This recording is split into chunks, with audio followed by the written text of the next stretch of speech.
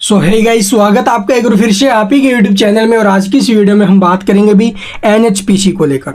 NHPC में आप लोग देखोगे आज हमें 1% के करीब गिरावट देखने को मिली। और इस गिरावट के पीछे का रीज़न क्या था भाई, वो मैं कल की वीडियो में आपको बता चुका था, क्योंकि कंपनी ने एक नोटिस पब्लिश किया था और उस नोटिस में कंपनी ने कुछ बताया भी, उसके ऊपर भी आपको मैं थोड़ा बहुत बताऊंगा इस वीडियो में भी।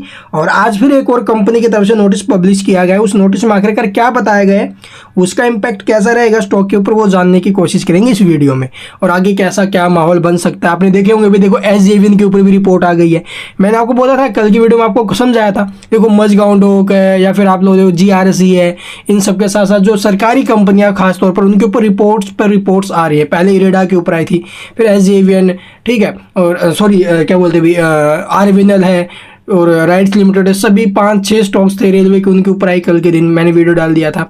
उससे पहले इरेडा के ऊपर आई थी 60% डिस्काउंट गिरावट को लेकर।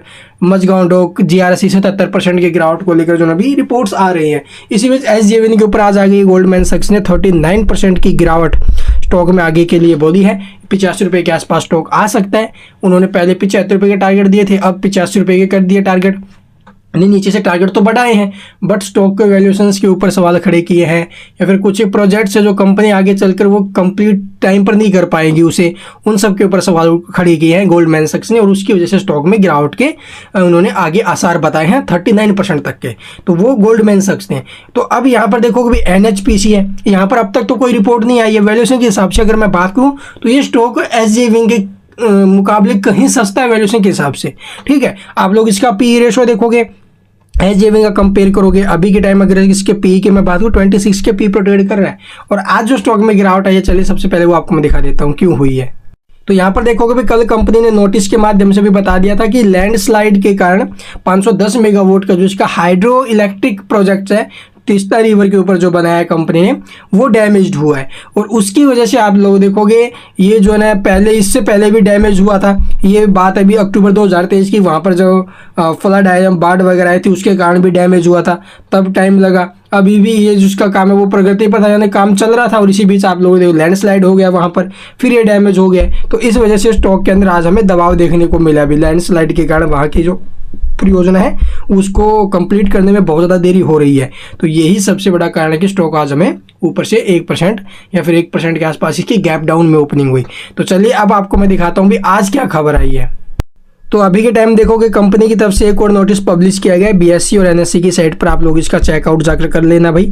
और यहाँ पर कंपनी ने क्या बताया, देखो भाई, इसकी जो ये power grid corporation of India limited company है, इसको आंशिक हिस्सेदारी बिक्री के बाद national high power टेस्टा laboratory private limited की जो स्थिति है वो कैसी है। तो देखो भाई यहाँ पर इससे पहले ये जो स्टेक सेल वगैरह ये पहले हो गया था, जो ये टिस्टा हाई पावर लेबोरेटरी वाला जो भी मामला है, ठीक है, ये पहले ही हो चुका है। अभी कंपनी की जो भी आंशिक हिस्सेदारी थी कंपनी ने अपनी 12.5% के आसपास, ठीक है, वो पावर ग्रिड कॉर्पोरेशन को दे दिया। तो उसी के ऊपर जो ना भी अपडेट आया, तो कुछ खास इंपैक्ट नहीं रहने वाला भाई इस न्यूज़ से, ठीक है। कहीं आपको लगे कोई स्टॉक के ऊपर बड़ा इंपैक्ट आएगा, नहीं भाई। तो ये पहले हो चुका है, तो इसके कारण कुछ खास इंपैक्ट नहीं रहने वाला है। इसी एक बार आप लोग पढ़ लेना वीडियो को पॉज करके, ठीक है। चलिए अब देखते भी मेन इसका चार्ट। तो यहाँ पर देखोगे भी स्टॉक हमें एनएचपीसी ऑलमोस्ट 20% के आसपास गिरावट में दिखाई दे रहा है अभी के टाइम, ठीक है। और इस शेयर को लेकर हमारी प्रीवियस वीडियो में भी आपको एक बात बोली, जैसा वैसा स्टॉक को रखना चाहिए। आई थिंक जिसको रिस्क नहीं लेना है वो 90 का सपोर्ट लेके चल सकता है। भी आगे चल कर अगर कोई रिपोर्ट वगैरह निकलती है यहाँ पर तो ये गिरावट तो बन सकती है भाई।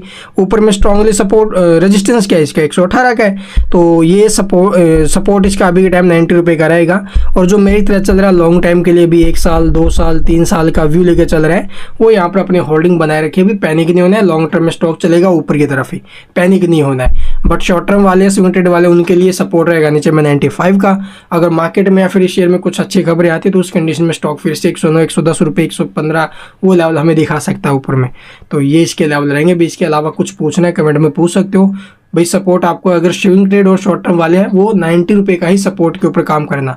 अगर 90 को से नीचे में काटा तो 75 80 ये लेवल भी स्टॉक दिखा सकता है। अगर नीचे में काटा और मार्केट में गिरावट हो, इस कंडीशन में बोल रहा हूँ भाई मैं, ऐसा कि अब यहाँ से स्टॉक नीचे ही जाएगा। हालांकि इसमें ब्रेक डाउन तो जरूर हुआ है, यहाँ पर आप लोग ट्रेंड लाइन का ब्रेक डाउन हुआ ना भाई, तो यहाँ से रिवर्सल के भी चांस काफ़ी ज़्यादा है, ठीक है, तो इसके अलावा कुछ भी पूछना कमेंट में पूछ सकते हो। चैनल को सब्सक्राइब नहीं किया तो सब्सक्राइब करना बिल्कुल मत भूलना।